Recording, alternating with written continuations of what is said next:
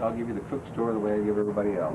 We'll start with, this is a 1929 Mack, 85-foot wooden aerial. Last wooden aerial bought by the city of Seattle. It is only one of 3 known, and it's the only one that's complete.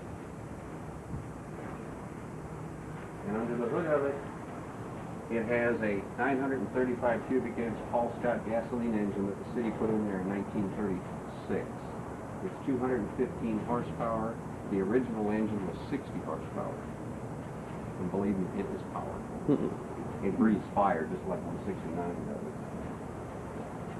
This is the tractor from a 1954 Seagrave 100-foot all-steel aerial. This rig replaced this one. Which is kind of interesting. They went from a 29 Mack to a 54 Seagrave. So, except we only have the tractor because the city wrecked the trailer. So we use it as the tow truck. The Mack aerial is unique. To raise the aerial, there's a large gearbox that raises the aerial out of the bed. It has a gear-driven device to rotate the turntable. As you see the big gear and the little gear down here that does the rotation.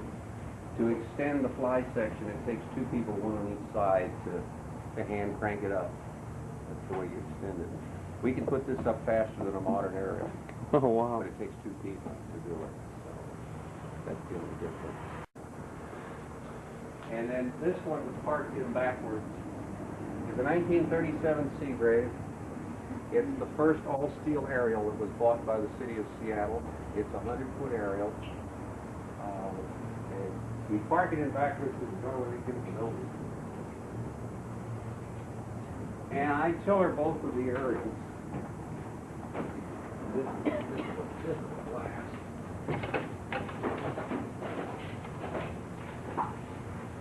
And Galen, just for my purpose, he added this to it.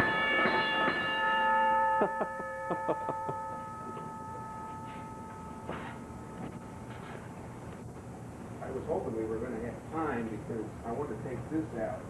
Let me take a ride on this and let you guys ride on the tiller with me.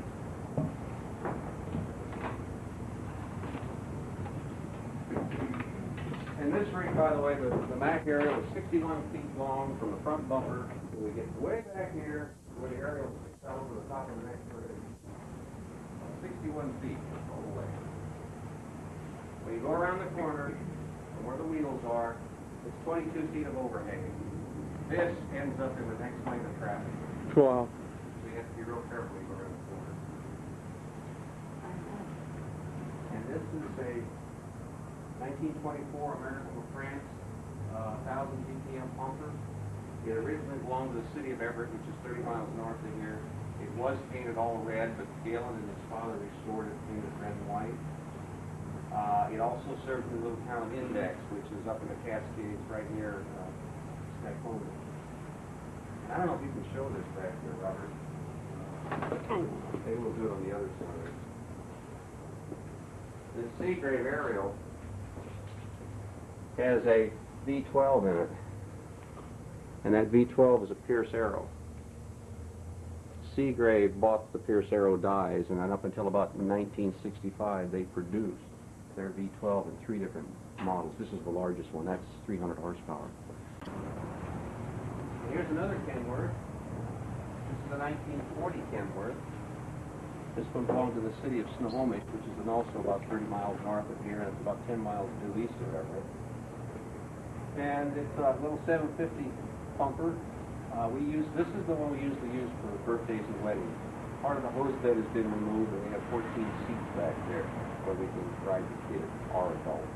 Usually when we do a birthday, this is the birthday rig, and that's the following rig. We take that one along as the backup. So we can also ride people on this one on top too.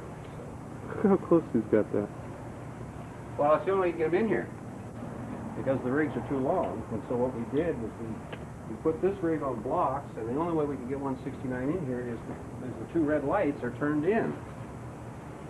You can't, let's see it better on the other side. The lights on the brackets are turned in because, see, this is in the way. Our hose is in the way. We sneak them in here. We sneak them in. Now this is the standard way they're in here. We also have a book that shows how to completely change the rigs around, because see, there's a pit under these two rigs. And that's our working pit. And so if we want to put another rig over the pit, we have to move everything around. And this is probably the pride of the fleet. This is the 1927 Ahrens-Fox, 1,000 GPM piston pumper. Anyway, this is a 1,000 GPM piston pumper. This is the piston pump. There's 4 pistons in there.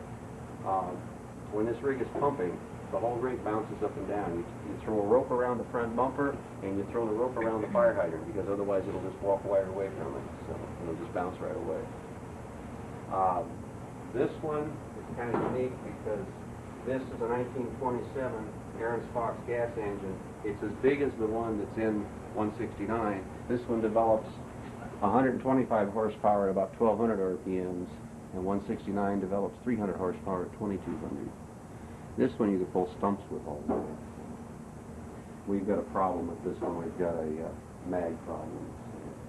Down the Smith Tower, well, in 1927, it was the only rig powerful enough to pump water off the roof of it.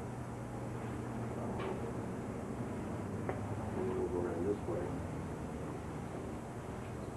And we're gonna. This rig is the only one that's kind of hard to see. This is a 1913 Seagrave City service ladder that the city shops rebuilt in 1930. And from the front bumper until we get around the back where the ladders stick out, it's 41 feet long, and it does not bend. So when you go around the corner with this one, you've got to be careful because the rear end swings way out also. Service ladder. City service ladder means there's no aerial. There's just strictly ground level. This one was designed by the city fire department shop, and it was built between Kenworth, who subcontracted to the Heiser Body Company. And it's fully enclosed. As you walk down the side here, you can't see any of the ladders. It's all enclosed body. It's completely compartmentized. There's compartments up here. Large compartments in here. There's storage underneath. And the firefighters rode up here behind the shield. That was their protection. And it's more fun than a barrel of monkeys to ride up here. You're riding up here, and all of a sudden, you pull up next to the car, and they look up and go, "Hi." Hi.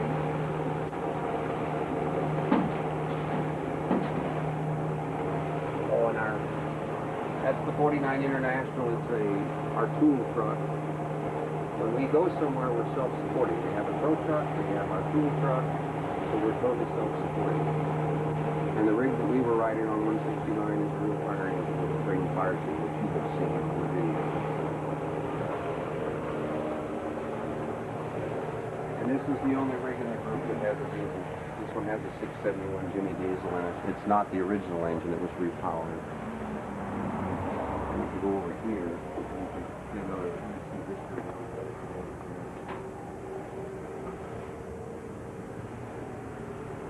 This one, last winter, he did a rebuild on it, so the engine's been painted, so it looks really nice. And how long has this been here? 25 years. It was started by his father and him. And then this is a 1920 Seagrave. The city of Seattle had a large group of 1920 and 1924 Seagraves. They were not taken out of service to the first line of reserve. 1969, and this rig is still running today. All these rigs in here run, and if we can get enough drivers, which takes 14 drivers, then we take the whole fleet and we do a parade. And the last one in the group is a 1930 Mack, 1,000 GPM pumper. And this rig was the first rig in the Seattle Fire Department that had a diesel engine, but it was only in it for 6 months.